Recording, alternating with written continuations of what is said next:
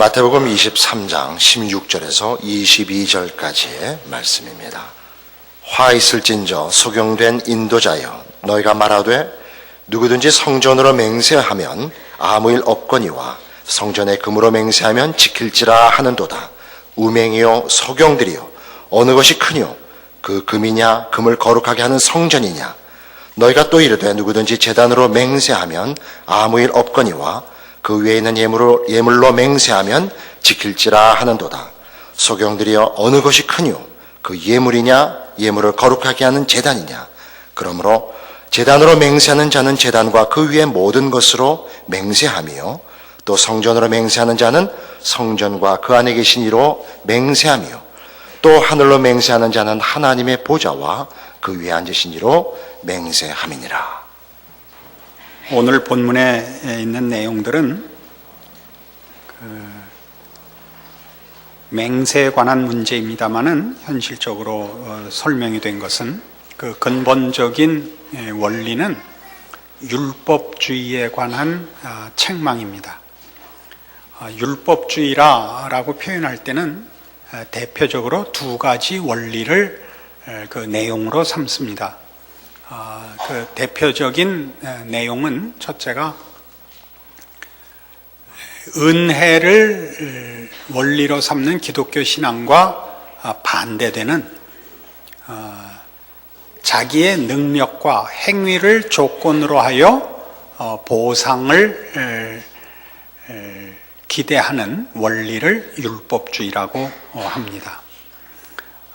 오늘 본문에서 얘기하는 것은 이 첫 번째 내용은 아니고, 또 하나의 율법주의라는 표현으로 설명되는 대표적인 또 하나의 내용이 있는데, 그것은 자기의라는 문제입니다.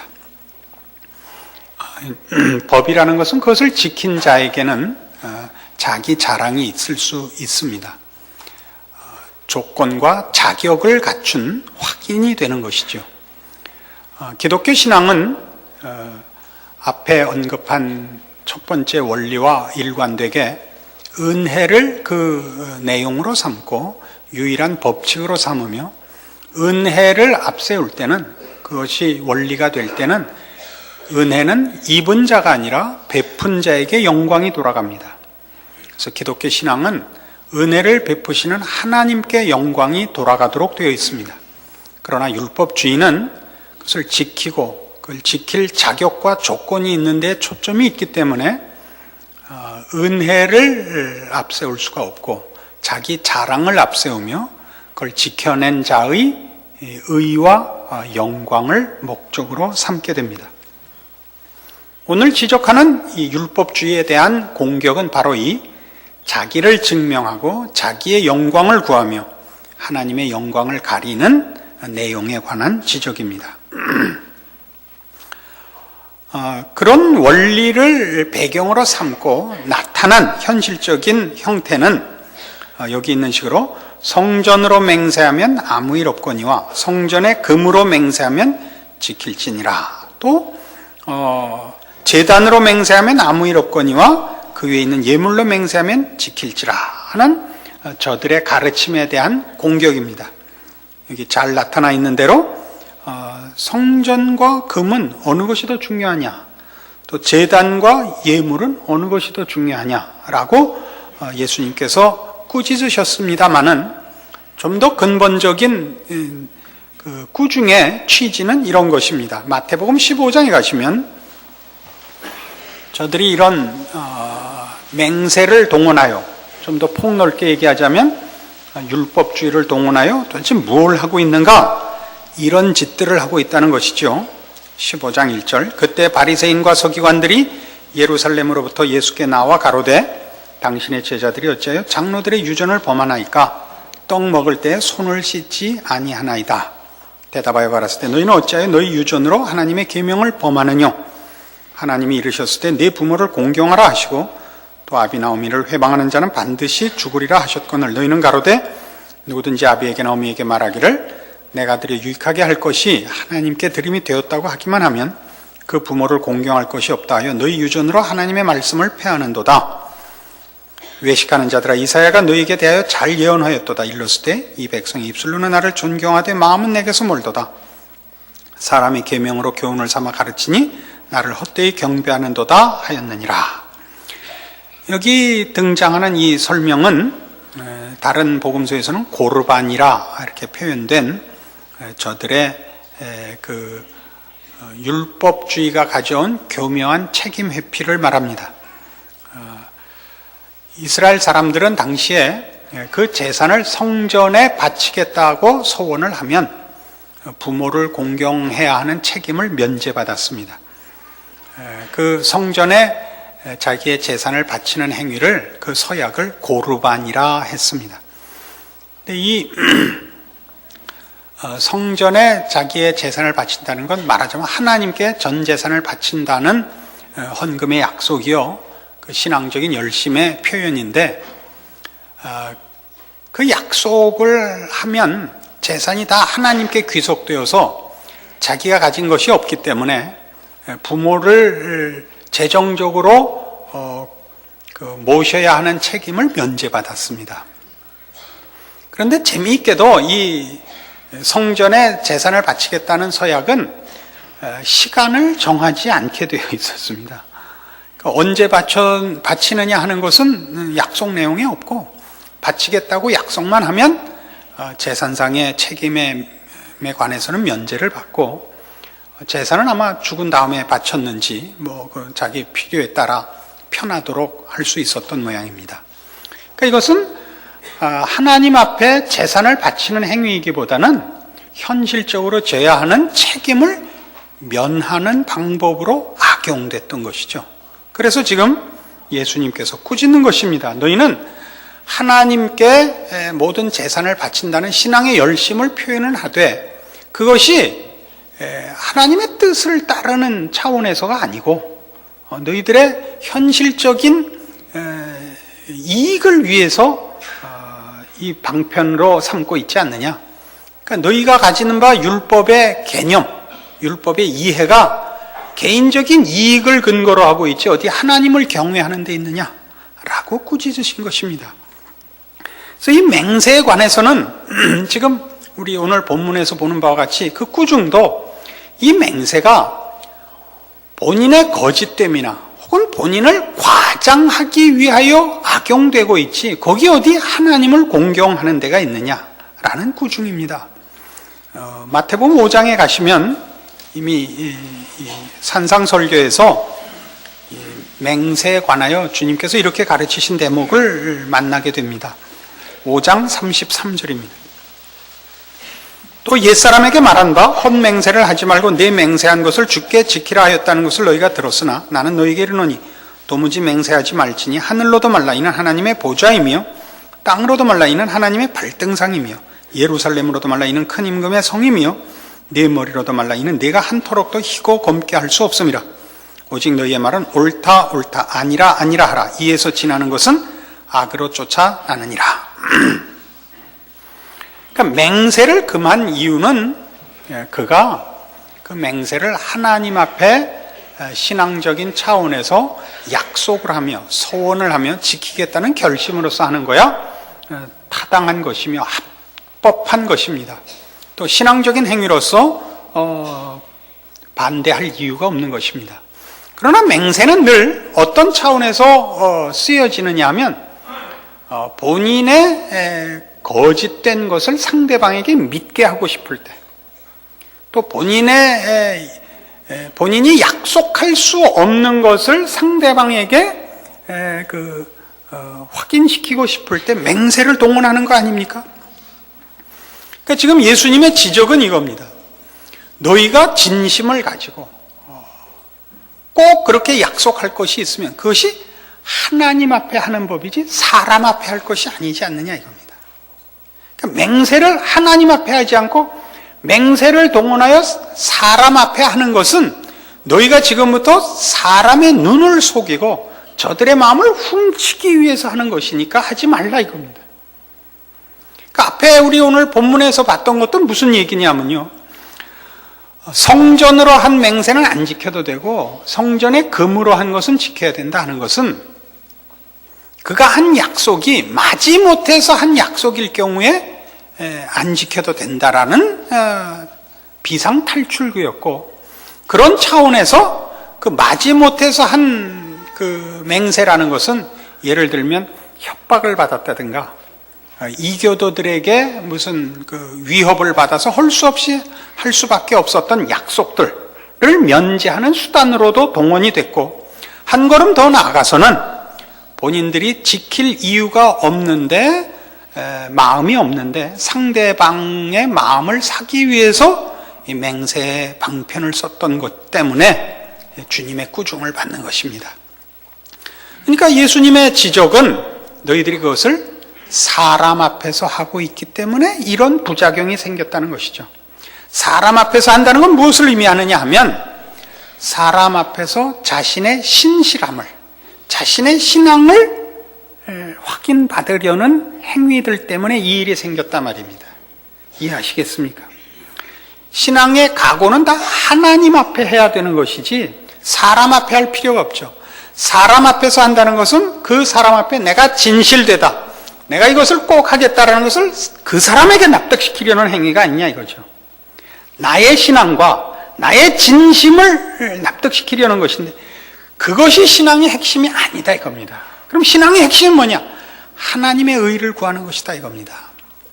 오늘 우리의 본문에는 이 부정적인 측면만 지적되고 있습니다만은, 이 부정적인 측면을 확인해 보면 그럼 우리는 긍정적인 답을 구해야겠는데, 그 긍정적인 답이 뭐냐? 하나님의 의를 구하는 것이 진정한 기독교 신앙의 핵심이며, 율법주의라는 이 잘못에 걸리지 않는 참다운 기독교의 정신입니다. 빌립보서 2장에 가시면 이 문제에 관한 대표적인 성경의 가르침이 나옵니다. 빌립보서 2장 5절 이하의 말씀입니다. 너희 안에 이 마음을 품으라. 곧 그리스도 예수의 마음이니 그는 근본 하나님의 본체시나 하나님과 동등됨을 취할 것으로 여기지 아니하시고 오히려 자기를 비어 종의 형체를 가져 사람들과 같이 되었고 사람의 모양으로 나타나셨으며 자기를 낮추시고 죽기까지 복종하셨으니 곧 십자가에 죽으심이라. 예수 그리스도의 마음을 품으라 이겁니다. 예수 그리스도의 마음이 뭔데요? 순종하신 것이다 이겁니다. 순종하신 것이다. 그래서 우리는 순종을 말하자면 신앙의 가장 큰 내용으로 삼습니다. 우리가 잘 아는 대로 구약에서도 사울 왕이 하나님 앞에 왕으로 세움을 받고 그 첫 명령, 아말렉을 진멸하고 오라는 명령을 받았을 때 가서 그렇게 하지 않고 옵니다. 불순종하죠. 사무엘 선지를 통하여 그가 꾸중을 받았을 때 변명을 했습니다. 그 변명에 대하여 하나님께서 사무엘 선지를 통하여 한 지적은 이것이었죠. 순종이 제사보다 낫다였습니다.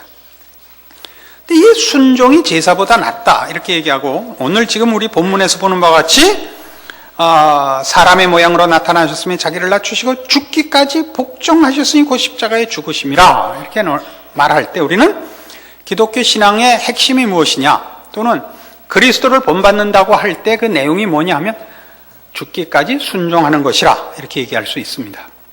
근데 순종이라는 말이 가끔 우리를 혼동시킵니다. 순종한다는 것이 도대체 뭐냐 하는 것입니다. 하나님의 뜻을 따르는 거죠. 그렇죠?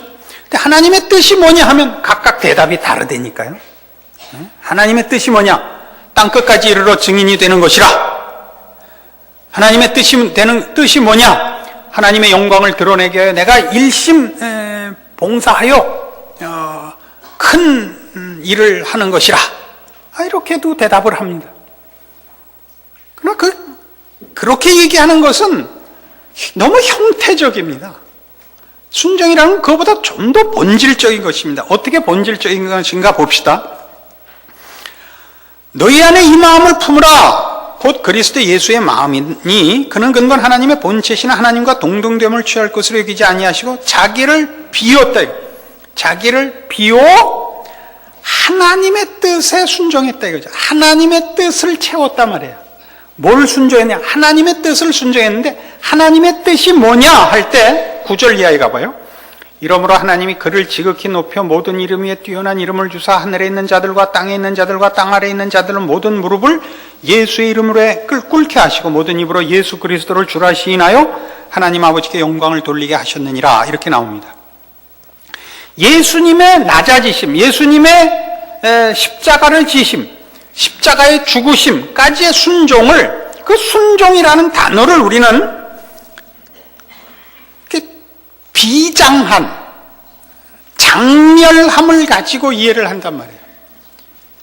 죽음을 불사하는 순종, 이렇게 됨으로써 이준열사 내지 무슨 유관순 이렇게 주를 위하여 부들부들 떠는 벌써 이 혈기에 가득 휩싸이게 된단 말이에요. 그런 게 아니고 내 뜻을 버리고 내 생각을 버리고 하나님의 뜻과 하나님의 생각을 채우는 것입니다.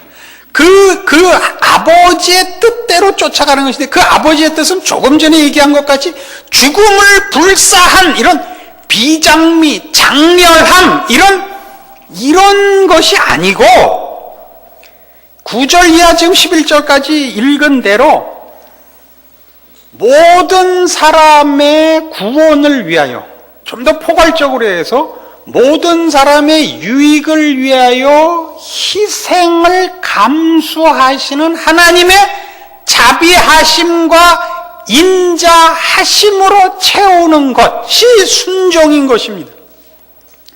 비장하지 않아요. 장렬하지 않다고요. 응?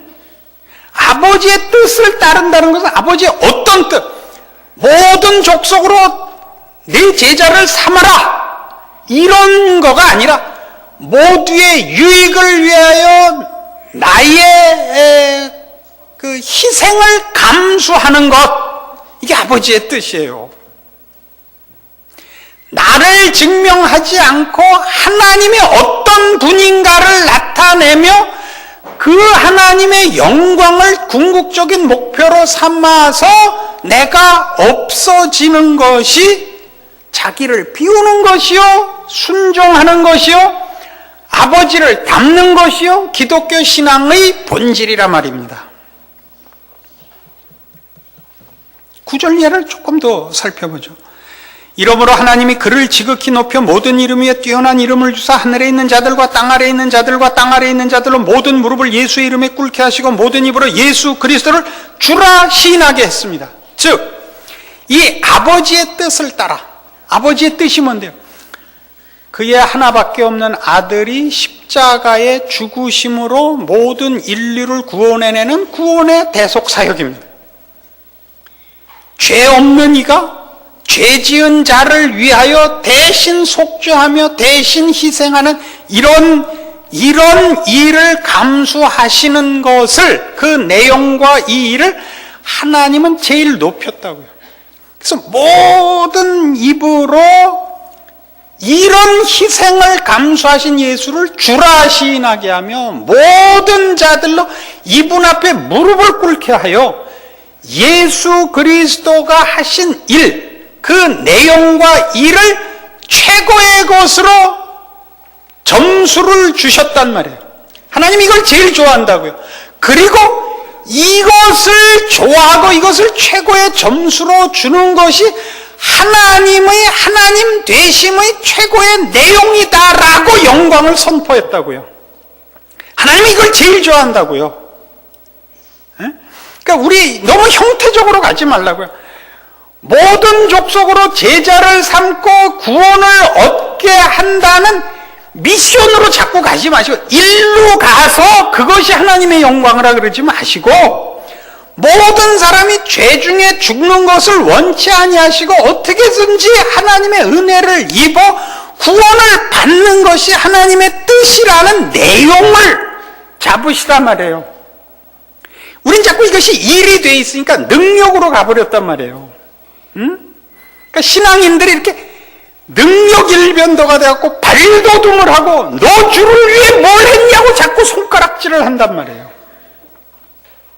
못 알아듣는 거죠, 사실은.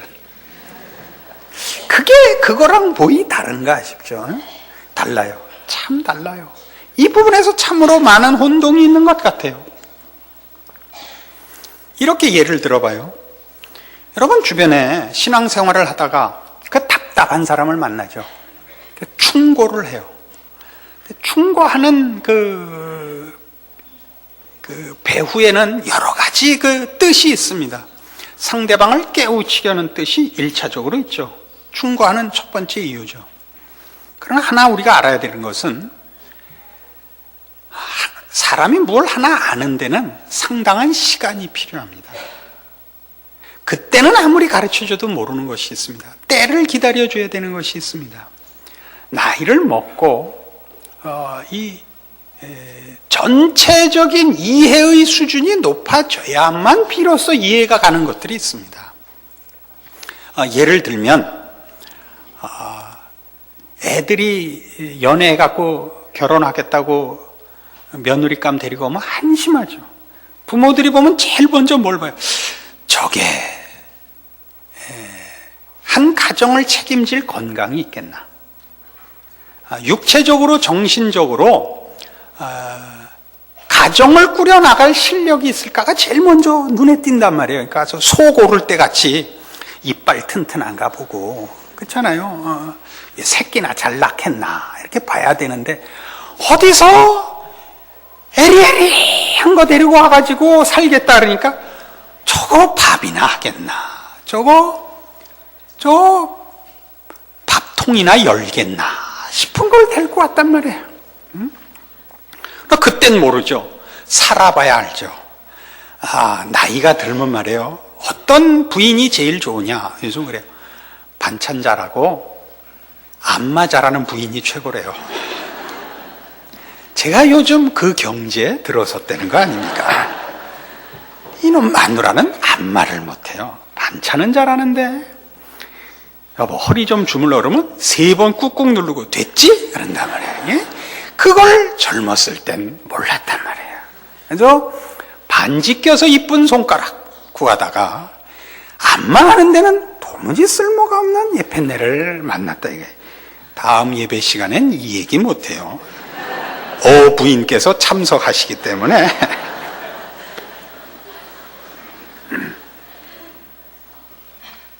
충고를 하는 이유 중에 하나가 뭐가 있느냐 하면 그래서 두 번째로 지금 예를 든 바와 같이 못 참아서 한단 말이에요.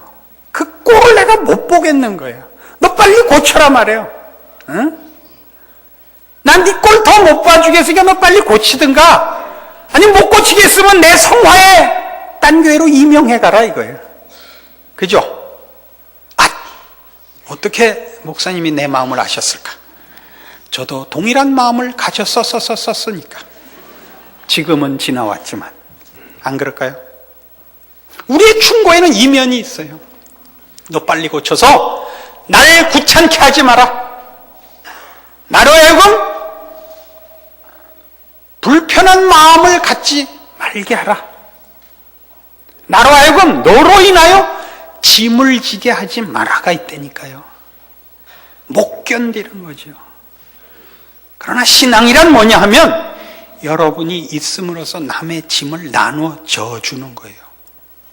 그를 심판하지 않으며 그를 죽이지 않고 살게 놔두는 게 여러분들의 신앙의 사실상의 핵심이어야 된다고요. 이게 성경이 가르치는 거예요. 그러니까 순종을 한다는 게 뭐냐? 하나님의 뜻을 가진다는 게 뭐냐? 하나님 같아지는 거예요. 하나님 같아지는 게 뭐냐? 여러분이 있음으로써 여러분 주변의 사람들이 혜택을 받게 하는 거예요. 시간을, 용서의 시간을 얻게 하는 거예요. 기회를 얻게 하는 거라고요. 그게 신앙이에요. 장렬한 싸움이 아니에요. 비장한 싸움이 아니라고요. 넉넉한 싸움이란 말이에요. 그렇게 될 때 하나님께서 영광을 받으신다고요. 이 빌립보서 2장 말씀이죠. 여러분이 마음의 짐을 짐으로써, 여러분이 심판을 보류함으로써, 여러분이 용서하고 기다려 줌으로써 일어나는 타인에게 베풀어지는 은혜, 용서, 기회, 이것이 십자가의 정신이라고요. 그런 걸 참고 있자면 보통 어려운 게 아니죠. 여러분이 뭐가 잘나 보이겠으며, 여러분이 특별해 보이겠어요. 그죠? 자기를 증명할 일은 없죠. 잘못을 지적하고 그건 이래야 돼 라고 정답을 얘기해 주는 것 같이 본인이 잘나 보이는 일이 어디 있겠어요. 그건 옆에 사람을 죽이는 행위입니다. 대부분의 해법은 기다려주는 데 있습니다. 우리가 기다려주지 못하는 까닭은 상대방을 위하여 희생할 마음이 없는 것입니다. 그 짐을 내가 질 마음이 없는 것이죠. 상대방을 죽이고 내가 잘났다는 것만 증명을 해내지 십자가가 설 자리가 없다면 우리는 바로 율법주의에 빠져 있는 것입니다. 우리의 기독교는 지금 이런 싸움에 제일 크게 저촉되지 않는가 싶습니다. 우리가 사는 이 나라, 우리가 속해 있는 이 나라의 교계, 기독교 교계의 수준은 높지 않습니다. 우리가 요 근자에는 더더욱